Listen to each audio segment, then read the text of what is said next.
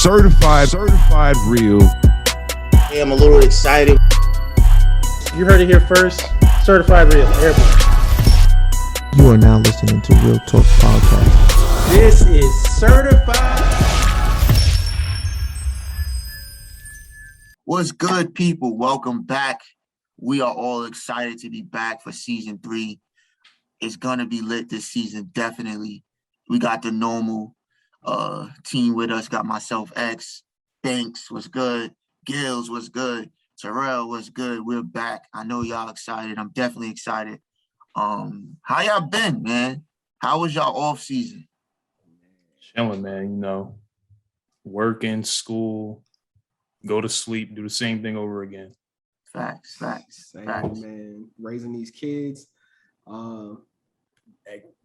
looking at the world from my point of view on all these social platforms, looking where the world's going, working, you know, same old, nothing too different. Facts. What about you, Gills, man? How was your off season? Busy. Facts. I'm happy to hear everybody's safe, healthy. But let's dive into this topic because I know this is going to be a big, dope topic. So today we're going to be talking about diversity in Hollywood, right? It's a big topic. We're seeing it everywhere from award shows, movies, politics, whatever the case may be. Let's dive into it. I know, Banks, you said you wanted to go ahead and give a definition on diversity before we dive into it, just to make sure us as a panel and everybody watching is on the same page. So let's go ahead and get that out of the way. All right. So the definition of diversity is the practice or quality of including or involving people from a range of different social and ethnic backgrounds and of different genders, sexual orientations, etc. That is the definition of diversity, people. And we just wanted to get that out there because a lot of people, a lot of people are unclear on what it means. So that's the definition as brought to you by Google. So I wanted to have this conversation, like I mentioned, because me and Terrell, we had a lecture where this conversation came up, and we was put onto a lot of knowledge that we didn't necessarily know prior, and the conversation kind of didn't go how I thought it would have gone. So I wanted to bring that to our platform and have a separate conversation on that.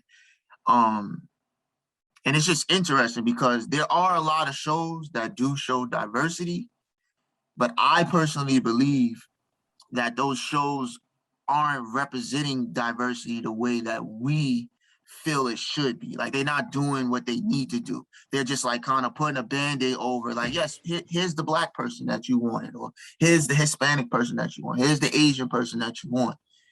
But they're still having these weak stereotypes. They're still having people feel left out and not represented. So I wanted to get your take and get y'all understanding on that right there. Yeah, there's definitely an illusion of diversity. And with diversity, you have to back it up with representation. So you can't just say, oh, yeah, we are diverse. And then you have these TV shows showing, Black people with the same stereotypical, things that we would see normally in Hollywood. And based on some of the research I've done, that's basically that's the only thing they're looking for. They're looking for those heavy Black trauma things. They're looking for the poverty.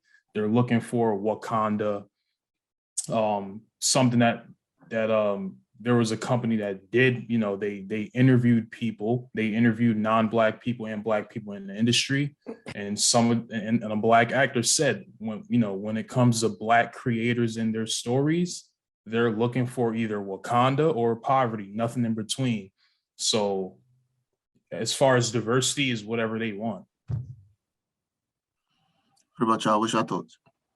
I feel the same way. I mean, you get those shows, I call it band-aiding, where you just kind of like, here, shut up. Like, we gave y'all a Black character. Here, shut up. We gave y'all a Hispanic character, and then there's no substance. And I feel it goes the same way for our people that's in that LGBTQ plus community. You'll have a character that's just like, there's a random episode where it's like, hey, he's gay, or she's gay, or she's trans, or he's trans, and or they or whatever pronoun they prefer. And then you'll see nothing else about it. It's just like slapped on there just to say, hey, y'all were included. So Hollywood I mean, they've been good at that. They're getting very good at that. And I mean, you have your shows here and there that really dive into those characters and give them a distinctive background, but it's very rare to come across it. So I do find those. You had something to say, Gills? Yeah. You're ready to skip me already. Look at you. You starting the season off strong. I was diving into the next shit. I know.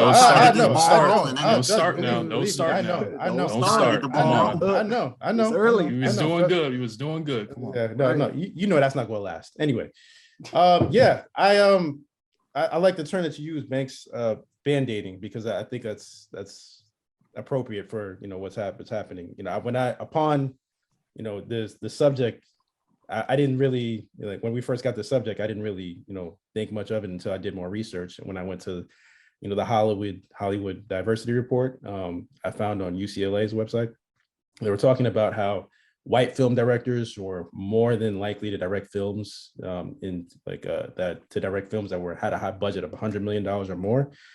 It's like 6.4% versus women or people of color, 2.8%. So women and people of color were more likely to direct films that fell into the lowest budget category of like 20 million. Because I'm looking at it from like a director's standpoint, just like casting, just like crew wise. I didn't even get into the cast part of it, but as far as crew wise, like directing and all those other director of photography and all those things like that, there's definitely an underrepresentation. Even though it's been a higher number over the past year in 2020, it's still vastly underwhelming as far as the numbers of people that we have. So. It's actually interesting that you bring that up, because in the class we had the way she sparked the class is she was showing us pictures, like photos of I'm just gonna say Hollywood, right? Because that's kind of like how I felt it represented anyway. Of Hollywood, which was, I believe it was like the Emmy nominees. I think it was like Academy Award. Something nominees like or winners or something like that. Yeah. Right, and she was just asking us questions like, "What does this look like to y'all? Like, how do y'all feel about this picture?" Right, and the picture was just heavy white men, right? Like every category, the whole picture just screamed just white man, white man, white man. Then it was next, they were older white men. And then she started diving into these numbers about 90% of the execs and who's like really running Hollywood are older white men in their late 50s, early 60s, or whatever the case may be, right? And it's interesting that you bring that up, because people hide behind this idea that they're just doing what they know, right? Like they grew up working with this guy, they grew up in this area, so it's just a bunch of white people there. So, and they carry that over into their work, right? Which I feel like there is some truth in it, because that's just what happens. But I think when you discuss diversity and you want to tell stories, they tell our stories, right? And I'm sure we all know that that's my biggest issue with this whole entire type of thing, is you're telling our stories, right? Like you as a white director is getting $100 million budget to do a slave film, or to do a black trauma film, or to okay a black trauma film, or whatever the case may be, and then you're not telling it or representing us in a proper way. So my next question is, like, when you're sitting down and you watch a film, go to a movie, and you see these films, right, and you see that the lack of diversity or the lack of attempts, or whatever the case may be, what is your thought process, and how do you and take in that media?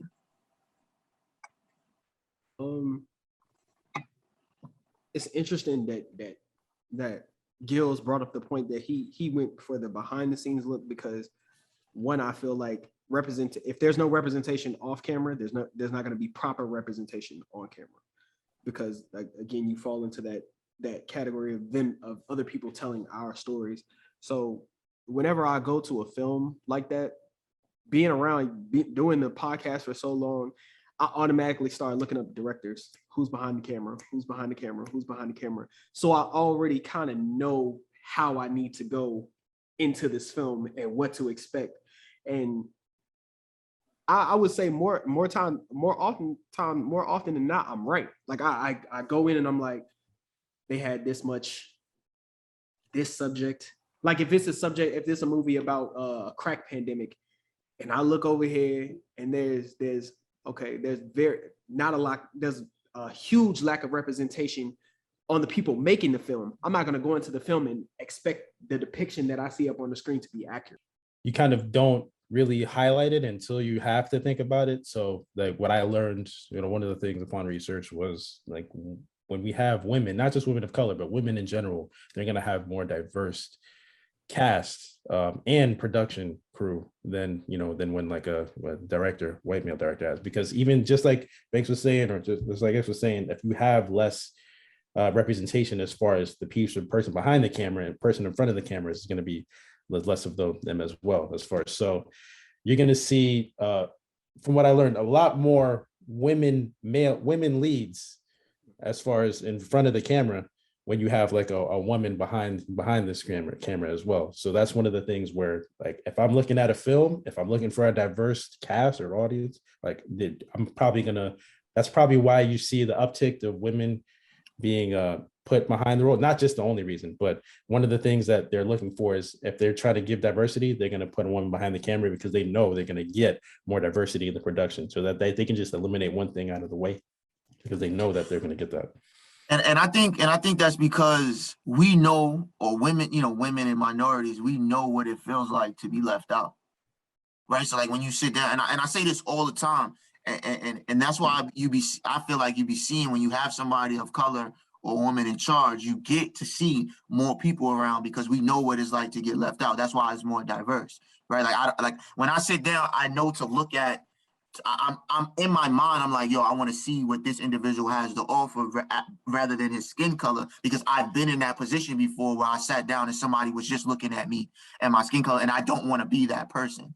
And I think that plays a big role on why you see that diversity and with us a lot more. Why and like how you always see why the Black community is so much more accepting to other people outside of our community. What is a film that you guys felt got closer and closer? What film do you feel was the most diverse in your recent memory?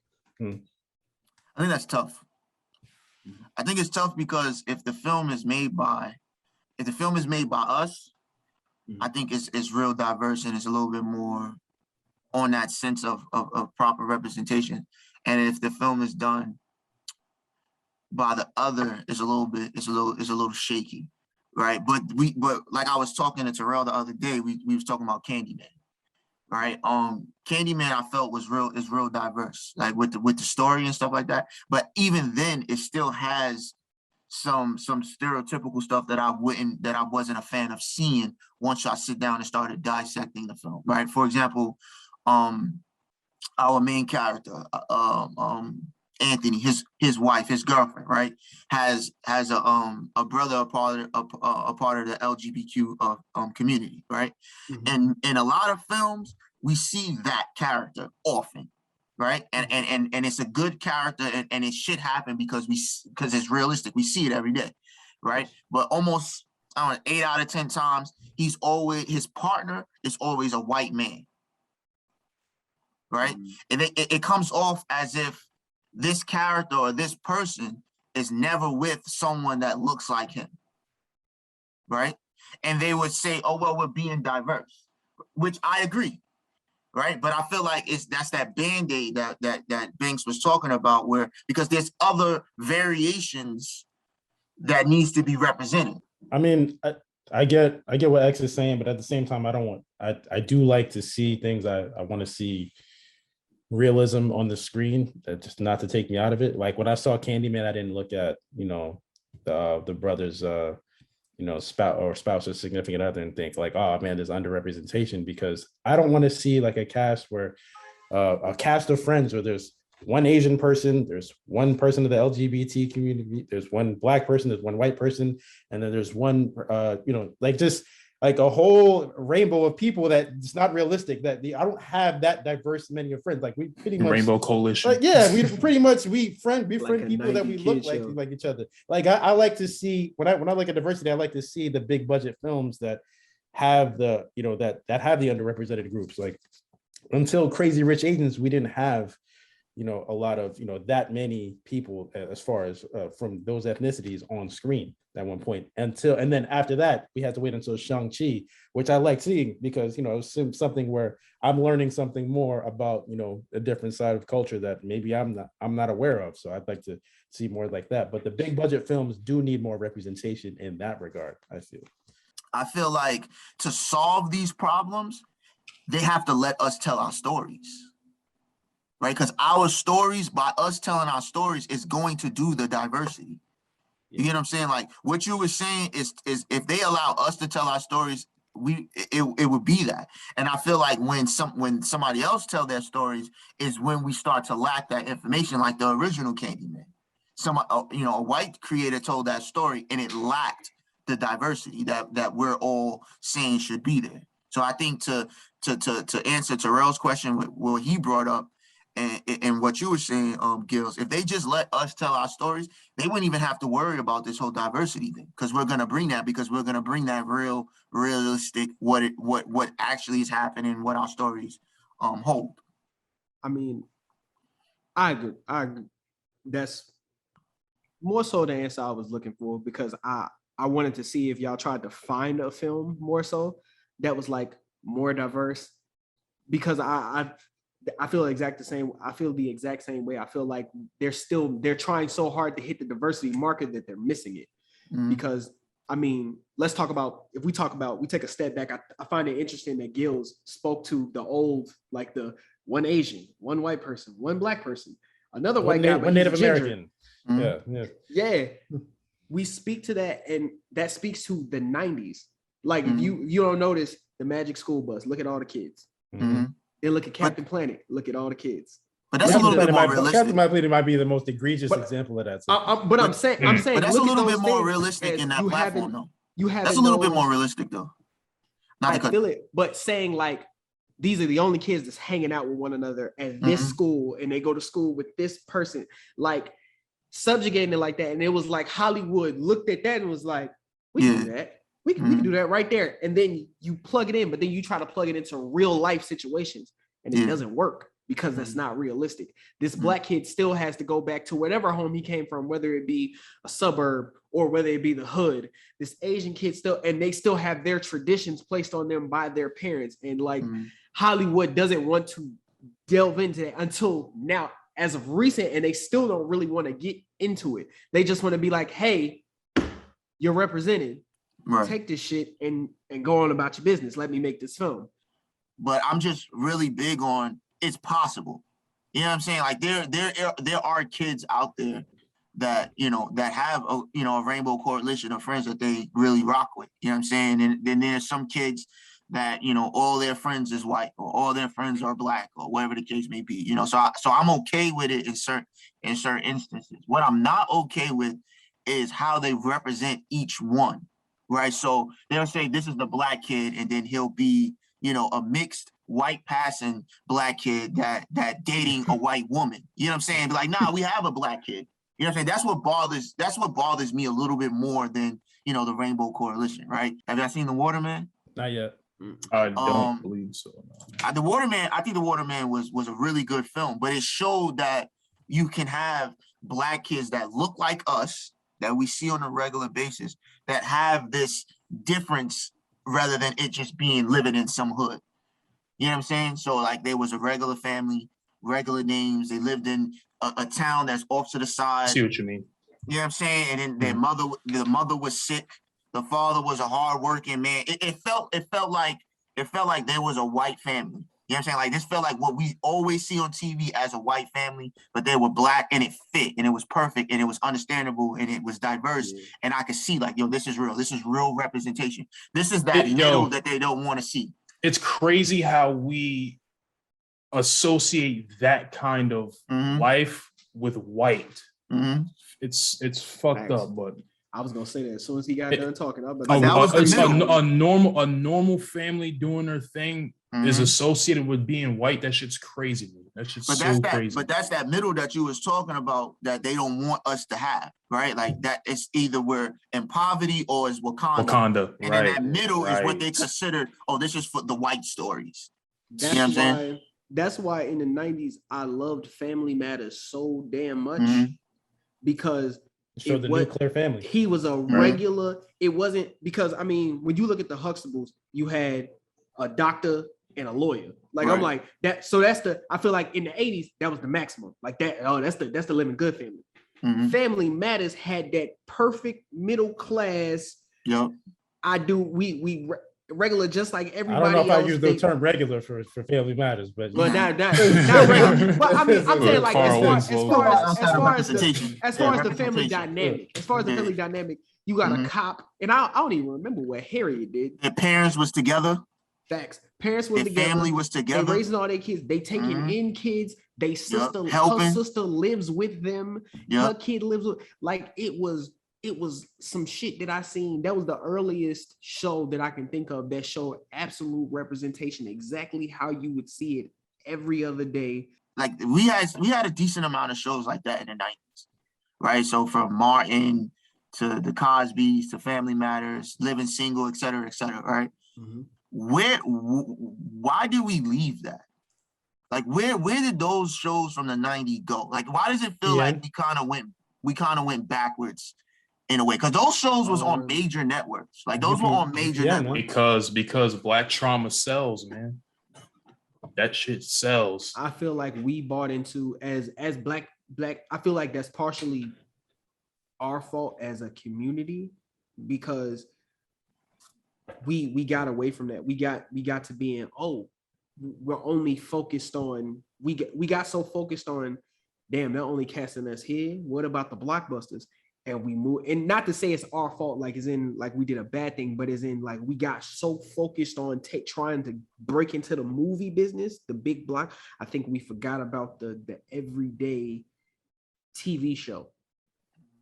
I feel like that was part of, maybe not the full reason, but I feel like we got so caught up in trying to break into the major acting roles that everybody just kind of like pushed aside the family, and then everybody started looking away from it because, I mean, if we want to be honest, our generation, our parents were the ones who the household started breaking up. Like our parents wasn't together. Like a lot of us, like I could say, me personally, from elementary school, middle school, high school, a lot of my friends, like we were single parent households, so we weren't seeing that all the time. So you get those shows here and there, like what was that one Tyler Perry had, House of Pain, where like showed, but then even then the mother was a crackhead the first 3 seasons. Even then we had shows where it was like that, like one-on-one, like that was a single dad, raising his daughter. You know what I'm saying? So even then we still had, we still kind of had those shows. I felt like that's when we start getting away from. Those shows, not necessarily like there was anything wrong with them, but we started focusing more on everybody trying to be the big star, and we're not worried about what we're seeing every day go across the screen. Why do you think they go in and they just try and do things like that? Because representation. The same thing with Chappelle. Like not representation. We throw more money in there. We want more control. Like, well, no. Like, I don't even think it's that. I don't even think it's that, bro. I don't even think it's about the money. I think it's solely representation. Before you go, and I also want to throw in I can't believe I lost the name of the show. What the hell? On HBO. Insecure? Oh, Lovecraft. Yeah, Lovecraft. There we go. 18 fucking Emmys and no wins, and they canceled the show. Representation. It's all about representation. I feel like we as a community, like, just forget the idea of these type of people and who these type of people are. These are the type of people that that would ruin their own lives not to be around Black people. You know what I'm saying? It's insane. I watched the show Them that was on Amazon, right? The banks was stealing the money from black families and putting them in these homes, not even telling the community that, hey, they're only going to be there a few months because they can't make the payments and they're going to be gone in a little while. So not only did they steal these monies, they put them in danger. Now these families is burning their homes down, killing these people to get them out when they're going to be out anyway because they can't afford to stay in that household anyway. You know what I'm saying? Like these are people that are that will ruin their own businesses, their own health, their own lives to not have logic, to just not be logical. And we had a conversation where they said there's $10 billion being lost on the table that is not being made because your films are not more diverse. And they're saying no to $10 billion to keep their shows not diverse. They don't care. They do not care about money. It's not like they want creative control because you are being represented too positively on my network, on my dollar. And I'm going to always stand behind that. And I think that's 1000% what it is. I want to know y'all thoughts on how do you think we can like solve it, right? Because it's a big issue, it's a big problem. There's answers that need to be, you know, put out there. What are y'all thoughts on how you think we can, you know, not necessarily make everybody happy, but like, you know, calm that storm and let people know like, yo, people need to be represented in every shape and form. It's a complex conversation because if you're talking about fully diversifying Hollywood on every level, cast, and crew, and with the executives, you're talking about meeting the requirements of, you know, the population of the country. So for example, Black people, we're 13.4% of the population. We would have to reflect that within these companies to technically make it fully diverse. And I was doing research on that as well. And one solution that they made up was and this one I don't like, they're attaching bonuses for the executives to meet that requirement. The only affirmative action kind of thing. Yeah. Mm-hmm. The only problem with that is, do they morally want to make it diverse? Are they just doing it for the check, or do they truly want it? See, it's like you can't even have best of both worlds. It's like now, you know, because of the pandemic and all that stuff, they realize that diversity actually sells and makes money. So they don't have a choice but to make the shit diverse because that's where the money is. But it's like, if diversity didn't sell, will they give a shit? No. So, you know, it's kind of hard to come up with a solution, but it's like, damn, that they don't give it. They really just don't give a shit. I think it does start from the top down. So if you have more people, you know, in those executive positions that are diversified, then it's going to trickle down as far as, you know, seeing that on screen, seeing that in the crew, production, things like that. But as far as the whole thing is getting those people in those executive positions, even if they are qualified, it's going to be a lot harder to do than even having somebody on screen or something like that. So if we can solve that problem, then yeah, we could probably eventually get closer to the numbers that we're hoping to see. But I don't have the answer for that. I feel more so on the part of the second half of Terrell's answer. People have to want to do this shit first of all. Like, when the powers that be, I mean, Hollywood is white ruled, and like you have to want the change for it to take place. I mean, that's even in individual people in their life. You gotta want that shit to happen for you to actually get into it and do it. And I feel like we can't even get down to the numbers or the science of making it happen until we get everybody on the same page of wanting it to happen. I mean, we just talking about diversity. We just had a man tell a kid like this is a young ass 20-year-old tell a kid, if you killed yourself, it would be better for the world, just because he's like, literally, it's only because he's gay. So I feel like as long as we have stuff like that taking place or stuff like that happening, it's not gonna happen. Yeah, as much as we wanted to, we could talk about the numbers, the science of it all day. People have to want this shit to happen first. I don't agree with none of y'all. I think we need to burn this shit down. No. Yeah. You know, the funny thing is, Yes. the funny thing is, I had that on my mind, but I knew you was gonna say, I don't want to steal your fire. I don't want to steal your fire. I'm way too militant. I'm tired. I be telling people, yo, I'm tired of trying to talk logic into people that have absolutely no logic, bro. You have to force hands, right? And I feel like you're gonna get, like you said, you're gonna get those boozy type individuals. Like you can't avoid those people. But what I can do is stop caring about his opinion and live in my truth, Facts. right? Do And that's what why I the be fuck telling you people do. as artists, and that's why I can respect Lil Nas X, because he's like, fuck it, I'm gonna live in my truth. I have the money to do it. I have the platform to do it. I'm gonna live in my truth, and I'm gonna let everybody show their ass. And if you're gonna have people that's gonna see what these people are saying, and when we move forward, it's gonna hurt his pockets, or you're gonna have people that's gonna be on his side, and whatever the case may be. But like what you saying, Banks, that's never gonna happen. Like nobody's ever gonna be. No, Like, I'm no. gonna have to force somebody to do it. Like I'm gonna have to come in here and like enforce your hand to be morally correct. And if I gotta do all of that, I might as well burn all this shit down and do it myself. I think we need to go ahead and tell our own stories. We need to stop trying to get to them. Right, so we need the Oprahs, the Michael Jordans, the Magic Johnsons, and the Issa Raes, and the Denzel Washingtons, and the Will Smiths to say like, no, I don't want to work with you, HBO, because this is what you're representing. Thank you for watching. We really appreciate you for coming back for season 3.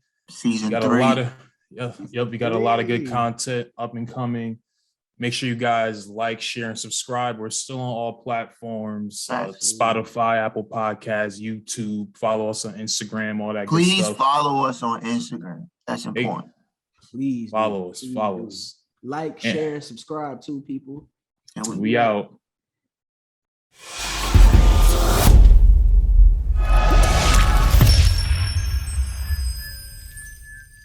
Certified real. Hey, I'm a little excited. You heard it here first. Certified real. Everybody. You are now listening to Real Talk Podcast. This is certified